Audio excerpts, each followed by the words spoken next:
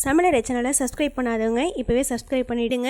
அப்படியே உடனே அப்டேட்ஸுக்கு பக்கத்தில் உள்ள பெல் ஐக்கானை ப்ரெஸ் பண்ணுங்கள். வெல்கம் டு சமையலறை. இன்றைக்கி நம்ம பார்க்க போகிறது மசாலா போண்டா. அதுக்கு தேவையான பொருட்கள் 2 கப் பஜ்ஜி மாவு. பஜ்ஜி மாவு இல்லைன்னா கடலை மாவு கூட எடுத்துக்கலாம்.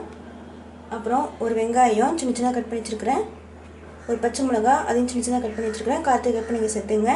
2 பெரிய உருளைக்கிழங்க வேக வச்சு எடுத்து வச்சுருக்கேன். அப்புறம் தாளிக்கிறதுக்கு கடுகு, ஒரு 2 கத்து கருவேப்பிலை சின்ன சின்ன கட் பண்ணி வச்சுருக்கிறேன். 1/2 டீஸ்பூன் மஞ்சள்தூள்.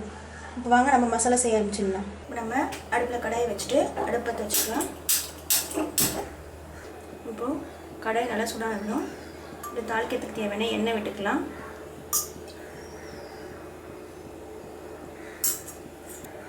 எண்ணெய் நல்லா சூடானதும் அதில் கடுகு போட்டுக்கலாம்.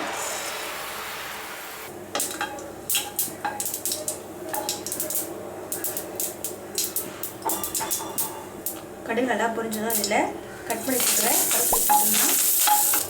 கருவேப்பிலை பொரிஞ்சதும் இதில் வெங்காயம் பச்சை மிளகாவோட சேர்த்துட்டு நல்லா வதக்கிடலாம்.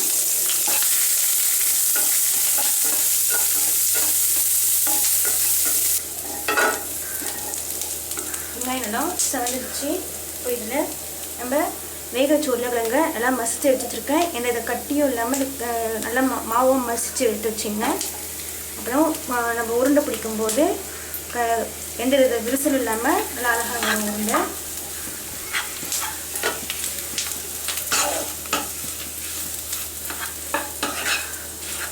இப்போ இதில் மஞ்சத்தூள் உருண்டை சேர்த்துடலாம்.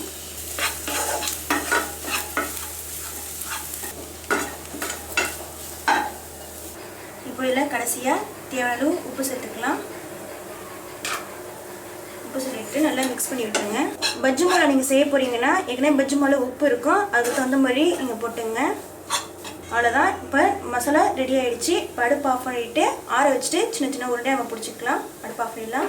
இப்போ மசாலாவை நல்லா சின்ன சின்ன உருண்டையை பிடிச்சி வச்சுக்கலாம்.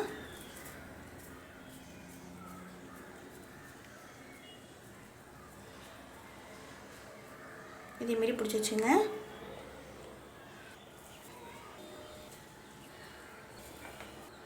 நம்ம எல்லா மசாலையும் உருண்டை பிடிச்சி வச்சாச்சு. அதே மாதிரி பஜ்ஜி மாவையும் கரைச்சி எடுத்து வச்சுருக்கிறேன். உருண்டை பிடிச்சி வச்சுருக்கிற மசாலாவை பஜ்ஜி மாவை டிப் பண்ணி எண்ணெயில் போட்டு பொரிச்சு எடுத்துடலாம். இப்போது அடுப்பில் கடாயை வச்சுட்டு அடுப்பை வச்சுக்கலாம். இப்போது கடாய் நல்லா காஞ்சதும் இல்லை தேவையான அளவு எண்ணெய் விட்டுக்கலாம். நல்லா முழுகிற அளவுக்கு எண்ணெய் விட்டுங்க. இப்போ நம்ம இதில் ஒன்றா போட்டுடலாம்.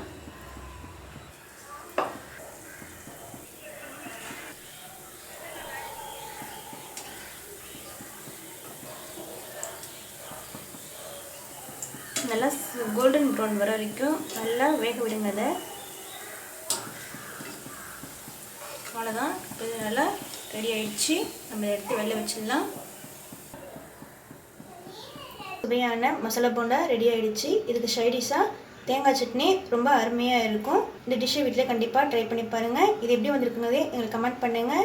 இந்த வீடியோ உங்களுக்கு பிடிச்சிச்சுன்னா லைக் பண்ணுங்கள், ஷேர் பண்ணுங்கள் அண்ட் முக்கியமாக சப்ஸ்கிரைப் பண்ணுங்கள். இதே மாதிரி இன்னொரு வீடியோவில் உங்களை சந்திக்கிறேன். தேங்க்யூ.